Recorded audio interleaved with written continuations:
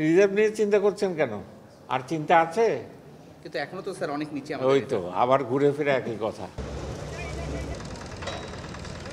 ১৯৩০ সালে ব্রিটিশ আমলে দক্ষিণ চট্টগ্রামের সঙ্গে রেল সংযোগ স্থাপনে প্রায় ৭০০ মিটার দৈর্ঘ্যের স্টিলের কাঠামোয় নির্মাণ করা হয় কালুরঘাট সেতু। পরে ১৯৬২ সালে ডেক পরিবর্তন করে রূপান্তর করা হয় রেল ও সড়ক সেতুতে।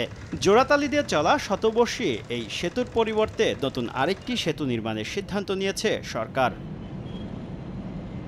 ২০২৪-৩০ মেয়াদে কালুরঘাট সেতু নির্মাণ প্রকল্প বাস্তবায়নে ঋণ সহায়তা নিয়ে এগিয়ে এসেছে দক্ষিণ কোরিয়া।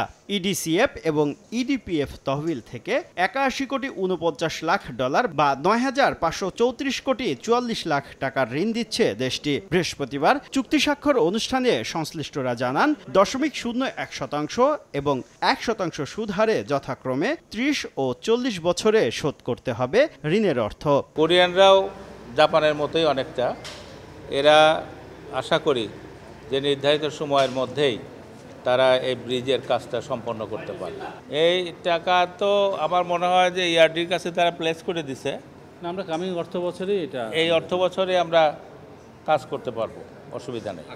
এ সময় সাংবাদিকদের প্রশ্নের জবাবে অর্থমন্ত্রী বলেন, আইএমএফ এর ঋণের তৃতীয় কিস্তি পাওয়ায় রিজার্ভ নিয়ে আর কোনো চিন্তা নেই। রিজার্ভ নিয়ে চিন্তা করছেন কেন? আর চিন্তা আছে? কিন্তু এখনো তো স্যার অনেক নিচে ওই তো আবার ঘুরে ফিরে একই কথা। কালুরঘাট সেতু নির্মাণের পাশাপাশি সিলেট আখাউড়া রেলপথ নির্মাণে অর্থ ছাড়ে ভারতকে তাগাদা দেওয়ার কথা জানান রেলমন্ত্রী।